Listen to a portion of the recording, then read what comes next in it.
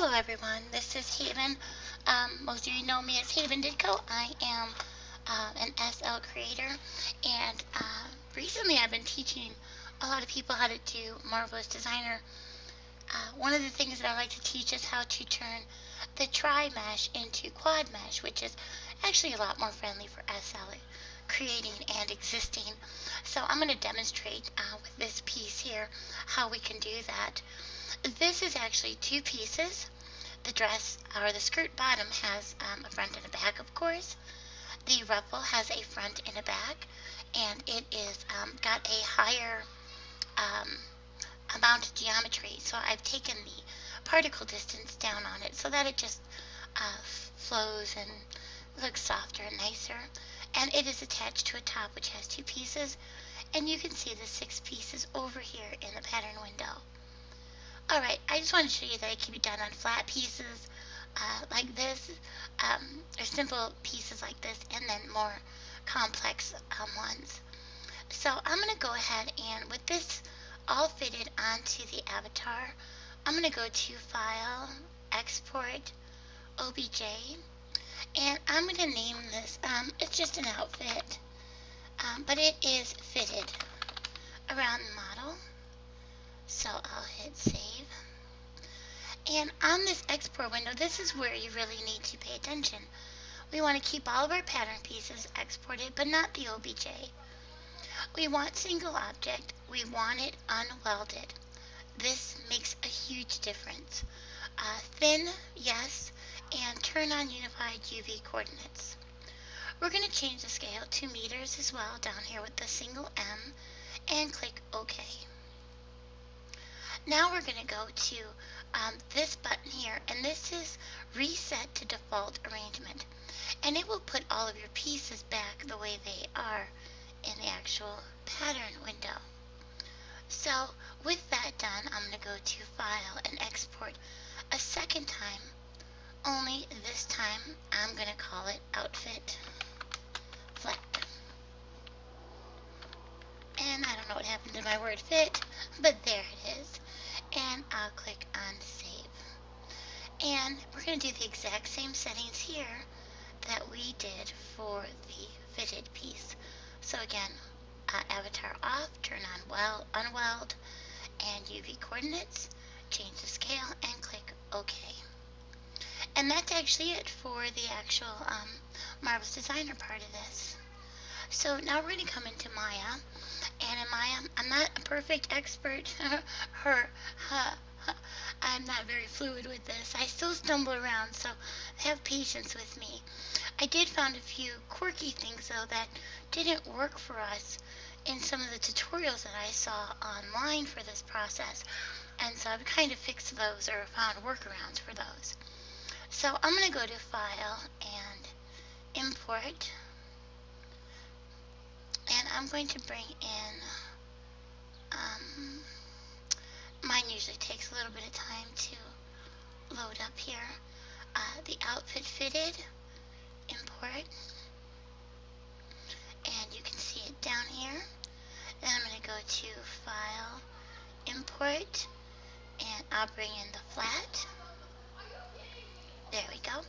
So now with the flat one selected, I'm going to come here to the mesh, and I'm going to rotate the first angle, which is X by 90. I'll choose the second one, and I will change that also to 90 degrees. Let me just move this one back out of the way. Whoops. And my computer is stalling a little bit, because I do have quite a bit going on right now. With this one selected, I'm going to go ahead and I'm going to go to the scale, and I'm going to put it up at 100 on each one. So 100 and 100, and there we go. Then I'm going to go ahead and bring in a plane. And the plane, I'm going to set the subdivisions all the way up to like 250.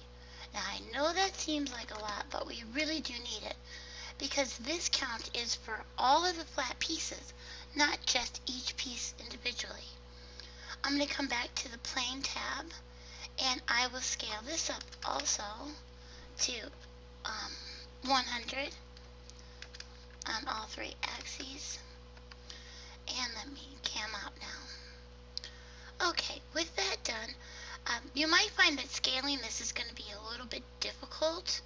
And of course, extruding our piece up here, which is what we're going to do, might be a little difficult as well if we don't freeze the transformations and then delete the history.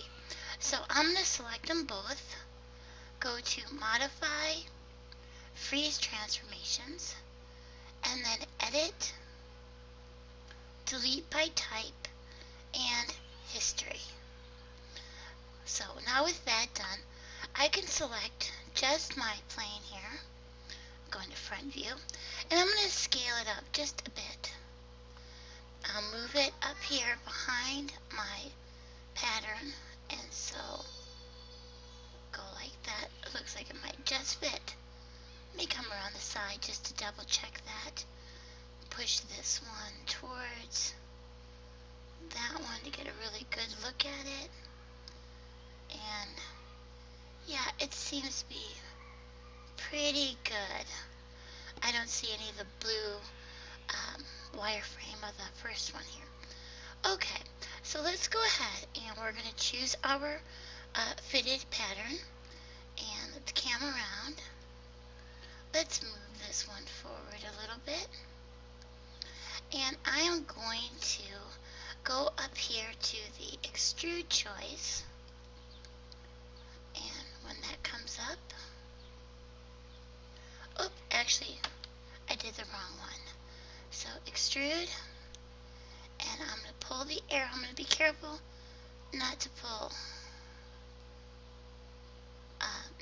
that little size handle. So I'm just going to pull that out, and to get a better view, I'm going to go straight into the side here, and I'm going to select the entire front half again, because this will allow me to select the sides as well. When I select the sides in the front, I want to actually invert the selection, because I want to actually have just the back of these selected. So I know that you could have just extruded it the other way and stuff, but then I'm gonna, when I get these front and the side selected, I'll go right mouse button, hold it down, and I'm going to invert the selection. So now you can see that just the back is selected, and I'm going to hit delete. So what we have here is we have this pattern that has sides on it, and it is all in tris, and we have this flat plane which is all in quads. So let's take our plane here and let's move it.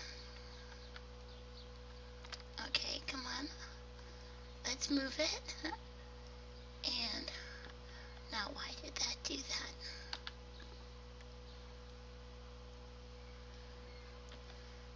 And oh, let me go back into object mode. There we go. That should be better for us. Alright, I'm going to move it right into the actual side here. So you can see, I just got it pulled in. And now what we're going to do is we're going to use this, like a cookie cutter, to cut out the shape of the pattern from this plane. We want to make sure that we freeze transformations again. You can never do this too much. And delete history, delete by type history.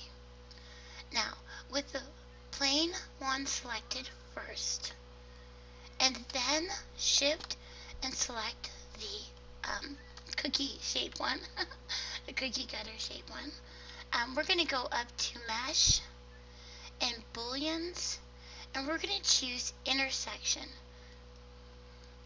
And it's a good thing when that little circle goes around, that means it's working. So let's give it just a moment to finish. It really is a good thing, and as soon as I go to pause the video, it would end up being done. Okay, so now let's look at what we have. Now, this cookie cutter, or this shape, cut this piece out. Do you see that? Because this is where it intersected. And so now what we have is this piece with tris on the front and quads on the back. so let's go back into side view. And this time I'm going to select the front again, but I'm not going to invert the selection. Instead, let's go to face first. I'm going to go to the front and select it, and I will delete that. So let's give this a moment to work. There we go. Now I have that exact same pattern piece that I had before, only it's in quads instead of triangles. So hopefully you can see where this is going. Now we do have to do a couple of things. Let's go ahead and go into object mode, select it, and I am going to once again do the freeze transformations and delete by history. Like I said, you can't do that too much. Now I need to scale this back down. So I'm going to go in here to the poly surface and change my scale to 0.01. Whoops, 0.01 on all three. 0.01. And now what I have is, and if I can cam in there, it's an awful long way to cam, isn't it? There we go. So now you can see that it is rightly, it's like the right size again. So, and see, the thing is if you didn't scale it up like we did, that if you had used a boolean, chances are your mesh would have completely just disappeared. And I'm not sure why that happens, but it's really strange. Okay, so now with this selected, let's go into our UVs window. And you can see them here. Let me go ahead and cam out. They are actually upside down. So right click and go to UVs. We're going to draw a box around all of them. Then let's go to polygons and flip. And we flip them so they're the right side now, but we need to flip them vertically. So apply and close, and there we go. This is how our pattern piece should look, or did look in our other window. Alright, now I'm going to go ahead and move that down a little bit. I'm going to shift and select the actual dress back here, and I can enlarge this again. Now what I want to do is I want to make this piece here, this quad piece, match the actual triangulated piece. So what I'm going to do is put my scale on, and I can start to scale this down a little bit. And actually that might be too much, but let's go ahead and try this.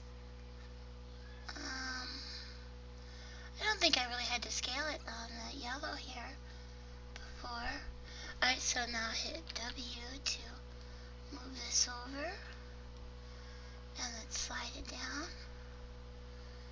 And actually we're not that far off, so let's go ahead and do this here.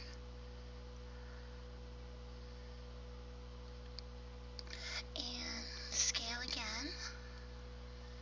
And we're just going to keep working this till it is about the right size. And I shouldn't really say about, because we do want this very, very close. We want this almost exact. Now, I'm running into a few issues, and that's because, well, let's see if I rescale it a little bit more here, if this helps. And that actually looks like it's helping a little bit. So be patient as we do this. It does take a little time.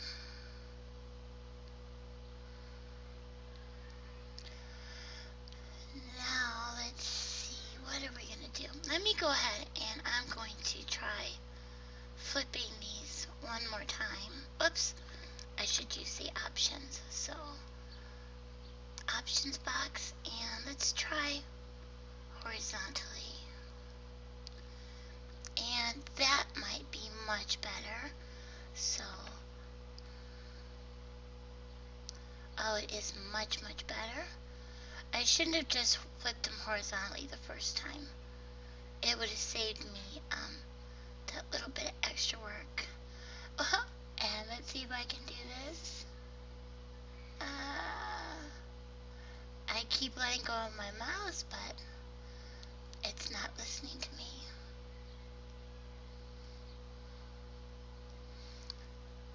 And one more try. Well, this is just kind of a demonstration, so let me pull this down a tiny bit. And this is the hardest part of the whole process. But, you know, that's close, but it's not perfect. I would want to do this so that all of these edges were in there just right. And to do that, it just takes a little bit of time. Sometimes you get it like right away. It's kind of fun when that happens. It's like, oh, cool. Alright. There, that's pretty good. I am happy with this one. Like I said, this one is not perfect, but it's getting there. Just a few more nudges and we'll have it right where we want it.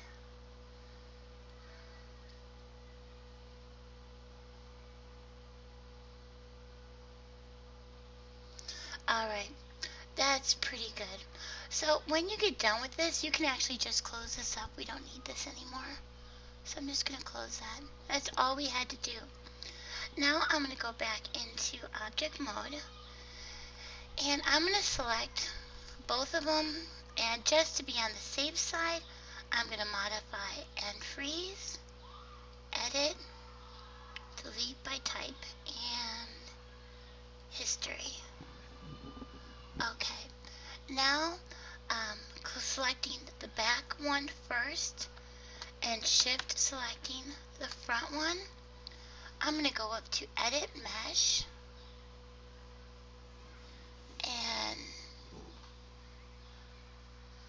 or is it just regular mesh? Regular mesh, I'm sorry. And I'm going to transfer attributes option box. And these are set up the way that I need them.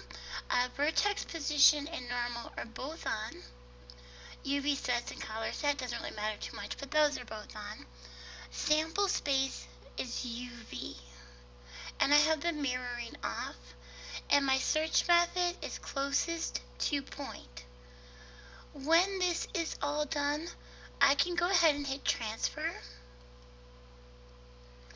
And what has happened was the attributes of the shaped mesh went to the flat mesh. So it folded the flat mesh to the same shape as the fitted one.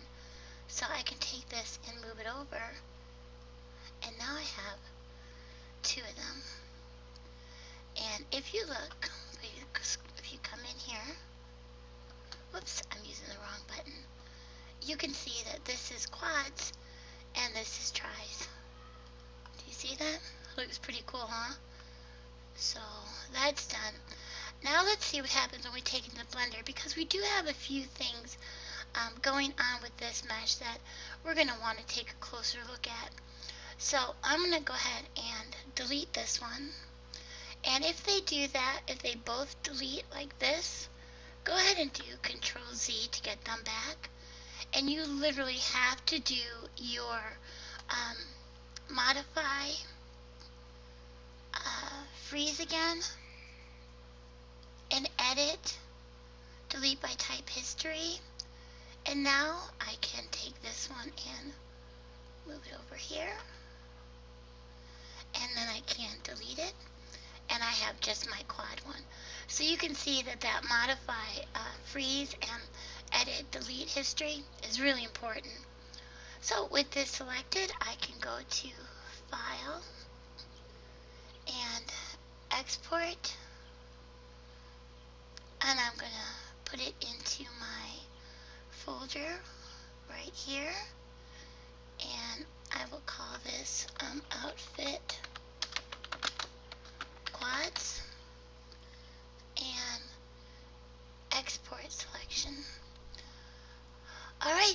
that all done, I can close up Maya.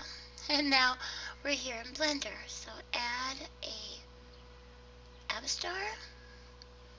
And we do have to give it a minute to work because it does take some time. Now with this selected, or with this in world, or in scene, I'm going to take the rigging. I'm just going to move it to another layer real quick. Alright, I'm going to go to File and Import Collada.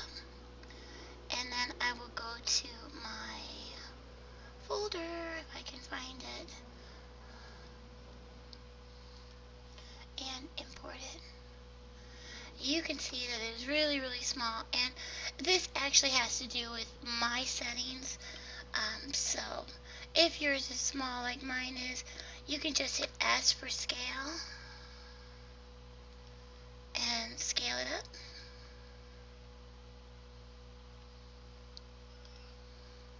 And I'm going to actually transform my origin, move my origin. So let's set the origin to the geometry, so it's a lot easier to move around and get where we want it to be.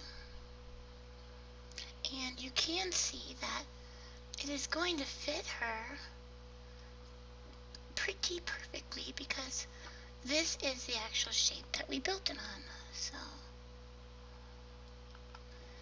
let me go into side view.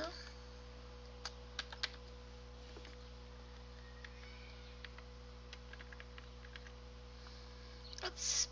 Grabbing it. Let me move it up a little bit. And that's pretty good. Well, maybe we can move it back just a hair here. So grab on the Y and just nudge that back. And we will nudge it back a little bit more.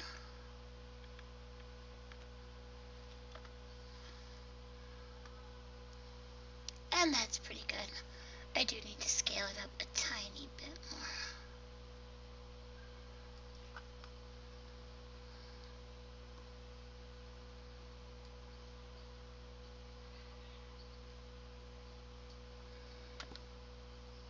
And it's really not important that we do this perfectly right now. Sorry.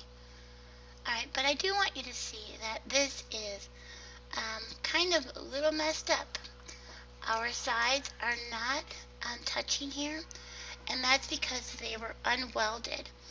And unwelded is okay, because if you were to weld this, then you would get weird pieces in your Maya. You'd get these strings going across on the mesh, so you can't really do it that way. You have to have it unwelded.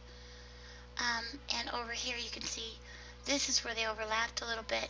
Now this is all due to the UVs. You know, as close as this is how good we got our UVs to match up. When it's far away, the further away it is, the less good that we did, the less of a good job we did on our other ones. So let me just, yeah, I did not scale this up very well. Anyways, I'm thinking I have a wrong shape here than I had before. But anyhow, so when you have this done, what you need to do is you need to go into like this area here and clean up the extra little floating vertices here. Let me go into ortho view. Makes it a little easier to cam. So in ortho view, you can see all these extra little floating verts here along the edges. That's the first thing you want to get rid of. You can just delete, hit delete and use dissolve vertices, and that cleans them up. And you could just make your way all the way down like that. Then the next thing that you're going to do is you're actually going to dissolve vertices. Is you're going to begin to merge these. You don't want to do a bridge loop between these. First of all, chances are these are not going to match up perfectly. But if you merge them, let me show you the difference. Alt M, and we'll merge at center. And I'll do this one and merge it at center. Now this seems like a lot of work, but actually once you get into the workflow, it goes rather quickly. I'm going to open up a second window here and change this to in UV editor, and I will select all the mesh in edit mode. And do you see how nice these pieces are? They look just like they did in Marvelous Designer, except again they're all quads. So this turned out really good, and you can texture this, but look what happened here. Nothing. See? Absolutely nothing happened here on the edges. But watch what happens if I were to select like these here, and let's add a face to it. Do you see already something happened? And if I were to do, let's say, let me go here and I'll find a couple of them together. So if I select these 5 and those 5 and did bridge edge loops, it works nice. It gets it done pretty quickly, but look what happens. It adds extra geometry here. And now let's select all of our mesh. And do you see that? That's horrible. You're gonna have those pieces with your imagine trying to texture those, or you'd have to unwrap this if you wanted to edge loop them together like that, bridge the edge loops. But anyhow, that is bringing it into Blender, and look at how nice the wrinkles, the ruffles actually turned out. They turned out really well, and you have a nice flat piece that you can texture for it. Okay, so that is turning tries into quads and going from Marvelous Designer to Maya to Blender. Anyways, happy creating.